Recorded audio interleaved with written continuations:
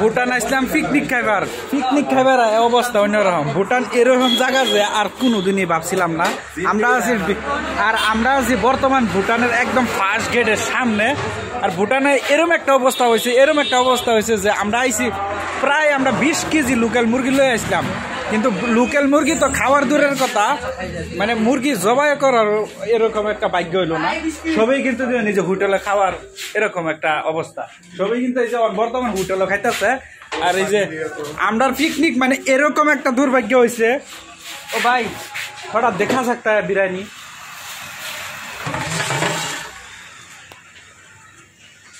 এই যে আমরা বর্তমান এই যে এই হোটেলে খান লাগছে, হোটেলে খাওয়া দাওয়া আমরা সবাই করতেছি। আর আমরা এই ভুটানের এটা কয় নম্বর গেট আছেন? 2 নম্বর গেট।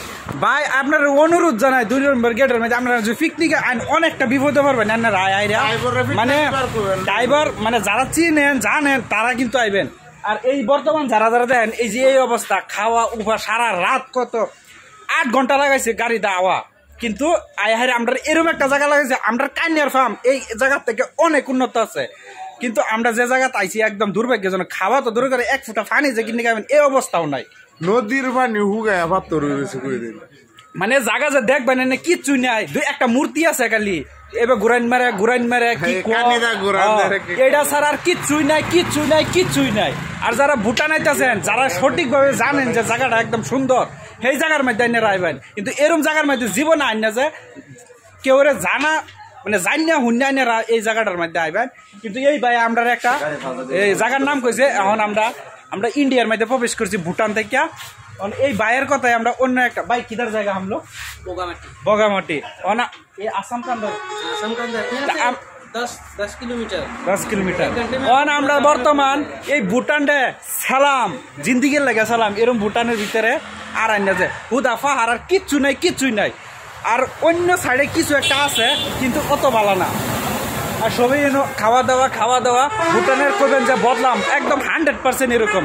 আমরা সকাল থেকে কিচ্ছু মানে খাইম যে জোরের কথা কিচ্ছুই না, তাহলে মানে কি কই মানে যে আমরা গাও কিন্তু ভালো আছে এরকম একটা অবস্থা। আর আমরা ঝগড়াও হয়ে গেছে, মানে জায়গা লইয়া এটা কেউ হুরাইছে কিবা, কিন্তু এটা আমরা মানে ডিসকাস করে আমরা অন্য একটা জায়গার মধ্যে যাইতেছি। তাহলে ভুটান যারা আইতাছুন তারা কিন্তু সবসময় একদম বুঝা শূন্য আইবেন, বারে করতেছি। আর আমরা আইছি একটা পিকনিক খাইবার ভালো একটা খাওয়া খাইবার লাগিয়া, একটু ফুর্তি করবার লাগে, একটা ভালো জায়গা দেখাইবার লাগিয়া। তাহলে কিন্তু এই ঘটনা আমরা লগে হয়েছে, এটা আমরা দুর্ভাগ্য। তো আমরা টিমের ভিতরে কেউ আইসে না আগে, তাহলে বেশি কিছু কইতাম না, এতটুকুই। আইলে কিন্তু আইনারা খুব বুঝা শূন্য একটা জায়গাটা সিলেক্ট করে জানিয়ে হুন্যে আইবেন।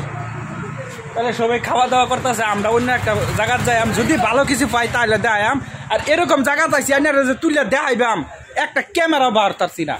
আমরা টিমের মধ্যে 10টা ক্যামেরা আইছে।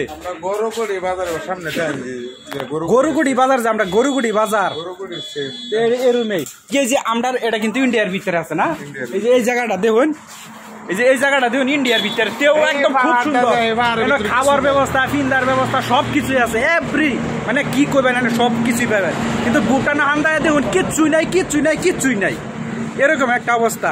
কালি 4-5টা বাজার আর কাউ একটা মদের দোকান, আর কিচ্ছুই নাই মদের দোকান। আর আমার কথা হয়তো আইনেও করিনি হাসানা কথা আমি জানি না। সবে এই দেখুন সবে কিরম ভুটান কিরম একদম গাটিয়া ভুটান কিরম আগে জানলে মানে কি কইয়া এই ভুটানের মধ্যে মানে দেখবেন যে কিচ্ছু নাই, জায়গাটা যেরকম তেরকম কিন্তু কিচ্ছুই নাই। ক্যামেরাটা যাবার একটা ফটো তুলবেন সে এটা অন্য শরম করবো, মানে এরকম অবস্থা। তাহলে আমরা কইতে জানি আমরা ঢুকাইছে মানে। তাহলে এতটুকুই, ভালো থাকবেন, সুস্থ থাকবেন, ভালো কিছু আমরা এখানে যাইতে যদি পারি দেখাই।